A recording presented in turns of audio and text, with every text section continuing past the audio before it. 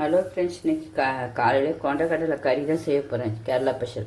அதுக்கு நம்ம கருப்பு மூக்கடலையை எடுத்து ஊற வச்சு நைட்டே ஊற வச்சுட்டேன். ஒரு சின்ன கப்புக்கு அது ஊறினோன்னு நல்லா இவ்வளோ வந்திருக்கு. இந்த கடலையில் தான் நம்ம கொண்டக்கடலை கறி செய்ய போகிறோம். அது எப்படின்னு பார்ப்போமா? இனிமேல் வேக வைக்க போகிறேன்.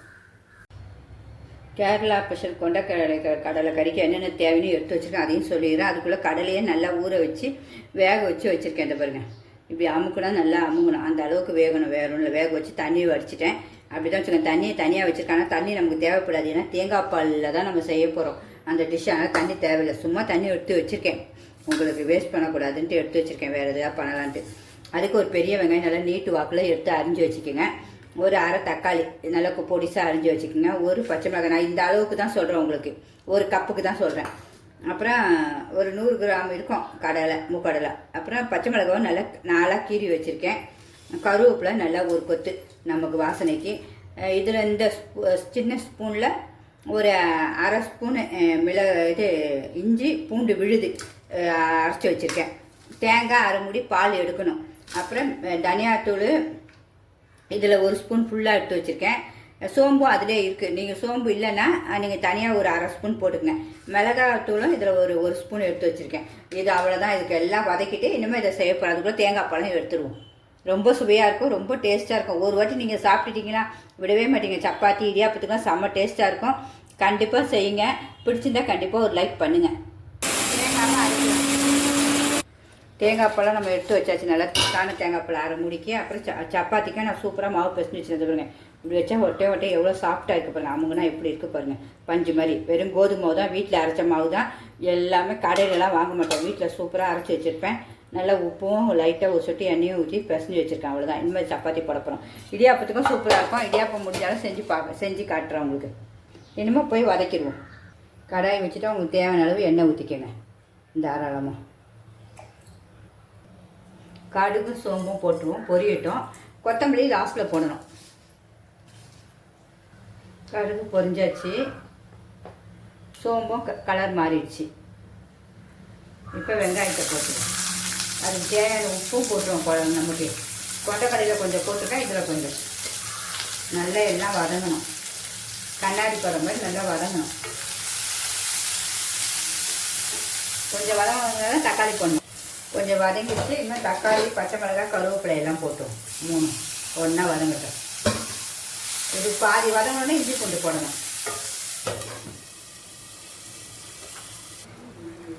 வெங்காயம் தக்காளி நல்லா கொஞ்சம் வதங்கிடுச்சு பாதி. அப்போ இஞ்சி பூண்டையும் போட்டுடுவோம். போட்டு அது நல்லா வதங்கட்டும். இன்னும் கொஞ்சம் நேரம்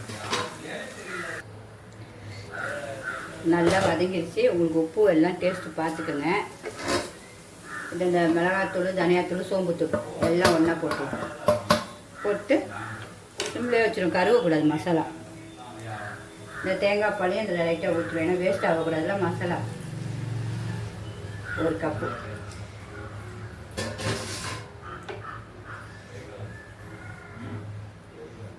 ரொம்ப சுவையாக இருக்கும். தேங்காய் பால் உடம்புக்கு ரொம்ப நல்லது. வயிற்று புண்ணெல்லாம் ஆட்டம். கொண்டக்கடலை உங்களுக்கு ரொம்ப பெனிஃபிட்டு. குழந்தைங்களுக்கும் ஸ்ட்ரென்த்து, பெரியவங்களுக்கும் ஸ்ட்ரென்த்து. இது கொஞ்சம் கொதிக்கட்டும் ஒரு செகண்டு. அப்புறம் கடலையை போட்டுருவோம். இப்போ பார்ப்போம். கொதிக்க ஆரம்பிச்சு இந்த வெந்த கடலையும் இதிலே போட்டு கொஞ்சம் நேரம் கிண்டி விடுவோம். கிண்டி விட்டு அது கொஞ்சம் திக்காக வரும் தேங்காய் பால். இதுவும் நல்லா சுண்டி வரும். இப்போயே பார்க்க உங்களுக்கு அழகாச்சு. உப்பு காரம் எல்லாம் பார்த்துக்கோங்க. வேணுன்னா கொடுங்க. இன்னும் கொஞ்சம் அப்படியே சுண்டி வரும்போது இறக்கி, நமக்கு எவ்வளோ கிரேவி தேவையோ அவ்வளோ இறக்கணும். சூப்பராக கேரளா கொண்டக்கடலை கறி இன்னும் 5 நிமிஷத்தில் ரெடி ஆகிடும். கொதிக்கட்டும். கொஞ்சம் திக்காக வந்தோன்னா நம்ம ஆஃப் பண்ணிவிடுவோம். கொத்தமல்லி தூவி இப்படி லைட்டாக கிண்டி விட்டுங்க. அது இப்போயே சூப்பராகிடுச்சு. நான் 2 நிமிஷத்தில் முடிஞ்சிடும். நமக்கு பார்க்க எவ்வளோ அழகாக வீடே மணக்குது. இந்த தேங்காய் பாலில் செஞ்சோன்னே இதுவும் டேஸ்ட் பார்த்தேன். நல்லா செம்ம டேஸ்ட்டு. எல்லாருமே இப்படி செய்யுங்க. மிஸ் பண்ணவே பண்ணிடாதீங்க. நம்மளுடைய கொண்டக்கடலை கறி ரெடி ஆகிடுச்சு. சூப்பராக கேரளா ஸ்பெஷல். பார்க்க பாருங்கள் எப்படி இருக்குது பாருங்கள். டேஸ்ட்டும் செம்ம சூப்பர். இதை வச்சு நீங்கள் சப்பாத்தி எல்லாமே சாப்பிட்டுடலாம். ரொம்ப டேஸ்ட்டாக இருக்கும். அப்பா, இதை அடிச்சிக்கவே முடியல. அவ்வளோ ஒரு டேஸ்ட். இனிமேல் நம்ம கொத்தமல்லி போட்டு இறக்கிட வேண்டியதான். சூப்பரான கொண்டக்கடலை கறி கேரளா ஸ்பெஷல் ரெடி. எப்படி இருக்குன்னு பாருங்கள். பிடிச்சிருந்தா கண்டிப்பாக சிம்பா நியூஸ் சேனலுக்கு சப்ஸ்கிரைப் பண்ணுங்கள். நம்ம ஆஃப் பண்ணியாச்சு. நம்ம ஃபுல்லாக கொத்தமல்லி தூவிட வேண்டியதான். நமக்கு எவ்வளோ வேணுமோ அவ்வளோ தூவிடணும். ஹலோ ஃப்ரெண்ட்ஸ், நம்மளுடைய கொண்டக்கடலை கடலைக்கறி ரெடி ஆகிடுச்சு, கேரளா ஸ்பெஷல். பிடிச்சிருந்தா கண்டிப்பாக ஒரு லைக் பண்ணுங்கள். எல்லோரும் இதுமாதிரி ஹெல்த்தியாக சாப்பிட்டு பாருங்கள். நான் சுவையும் பார்த்தேன், உங்களுக்கு ரொம்ப டேஸ்ட்டாக இருந்துச்சு, காட்டினேன். அதுமாதிரி எல்லாரும் இதை பாருங்கள், பார்க்க எவ்வளோ ஒரு அழகு பாருங்கள். எல்லாருமே இதை கண்டிப்பாக செஞ்சு பாருங்கள். அவ்வளோ தேங்காய் பால் உடம்புக்கு ஹெல்த்தி, கடலை ஹெல்த்தி. அதனால் கண்டிப்பாக மிஸ் பண்ணாதீங்க. ஓகே ஃப்ரெண்ட்ஸ், பிடிச்சிருந்தா கண்டிப்பாக லைக் பண்ணுங்கள். பாய். அதுக்கு சைடு சப்பாத்தியும் வச்சுருக்கேன், அதை உங்கள்கிட்ட காட்டணும் பார்த்தீங்களா? நானே இந்த பாருங்க, சப்பாத்தி சூப்பராக, ரொம்ப சூப்பராக இருக்கும். சப்பாத்திக்கும் அதுக்கும் சும்மா டாப்பாக இருக்கும். இந்த பாருங்க, நல்லா கொஞ்சம் எண்ணெய் போட்டு தான் இன்றைக்கி வச்சுருக்கேன். உங்களுக்காக காட்டுறதுக்காக எப்படி இருக்குன்னு சொல்லுங்கள். ஓகே ஃப்ரெண்ட்ஸ், பாய்.